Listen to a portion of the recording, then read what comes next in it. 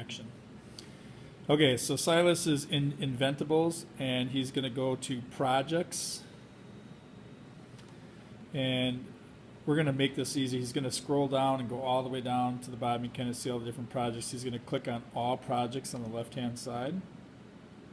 He's going to scroll down to a project that he has in mind. He's going to click on that project, and then on the right-hand side, he's going to click Open in Inventable, Open in Easel. Okay, and that's going to bring you into Easel. Now, this is where you can start to customize what you're doing. And I'll show you how to do that just a little bit here. Here in Easel, you can do a few different things here. So one thing you can do is you can highlight all of your stuff in the frame, and then it'll cut through a certain depth. So this is important because if your material thickness is a certain depth, you got to cut through that. So right now we're at 0.32. Okay, so our material thickness is 0.75. So we're going to change that, 0.75. Okay, now you'll notice here it has some other options. You can do fill, outside, inside, on path. You can experiment around with a few different things here. Okay, and then click up here. This will now cut through your material. Over here, this tells you what material you're going to use. We're going to use either oak or pine. So we don't have oaks. We're going to change it to hard maple, which is like oak. And our material is 9.25, and our length is 9.25.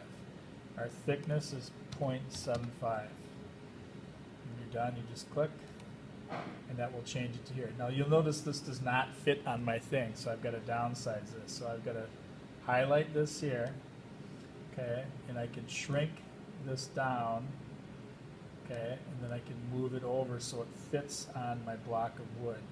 We basically want to make it fit so that it fits on the block of wood. You can see there's my block of wood over here, and there's, I'm clicking and dragging it.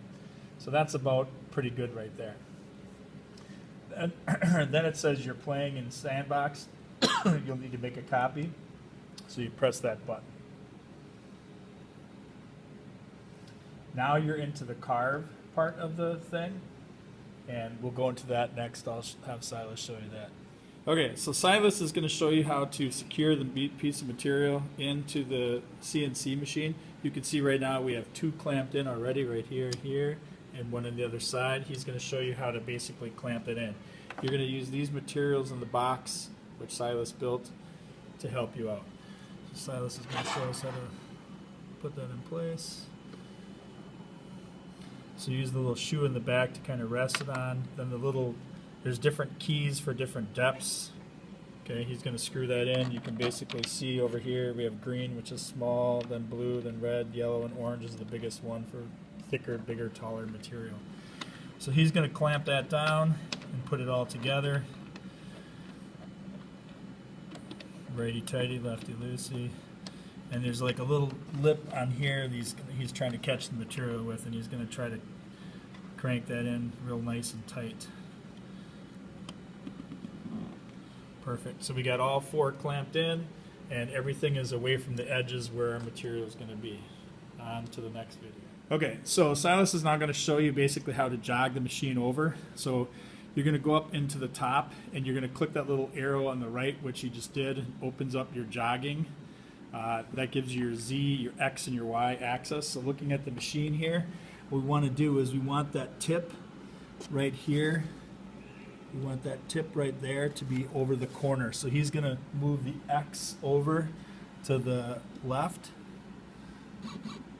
Two more. Two more.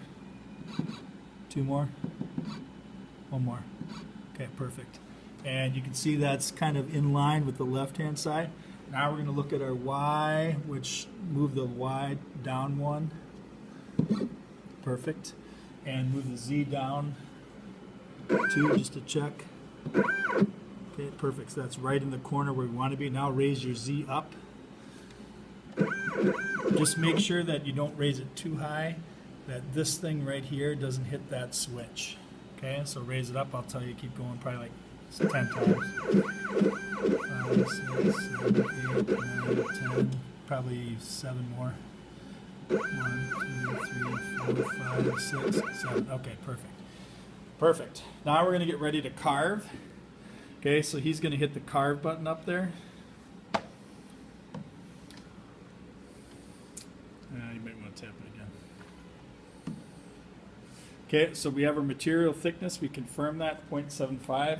You can measure that with a digital caliper, which we already did ahead of time. So click the blue confirm material thickness button on the bottom. Okay, material is secure. We did that already. Click that. We have a 1/16 inch bit in there, so we're going to confirm bit size.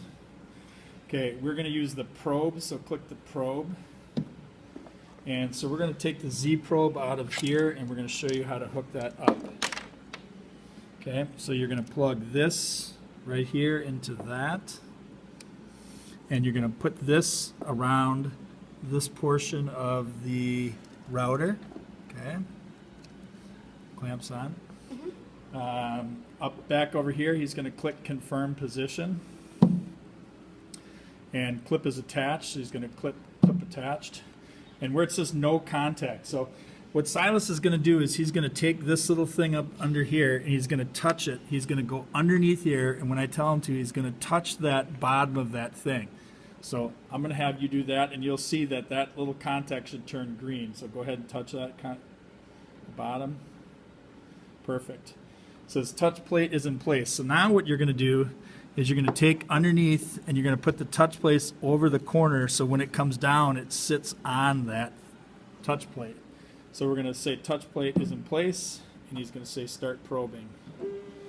And now this will come down, and it will touch that little plate. That confirms the thickness where the bit should sit on the material. And then it will raise back up. Perfect. So now we can put the Z probe away, so we can detach that. Take the clip off. Take that out from underneath. These hold on your dust shoe. Okay, we'll put that back in the box over here.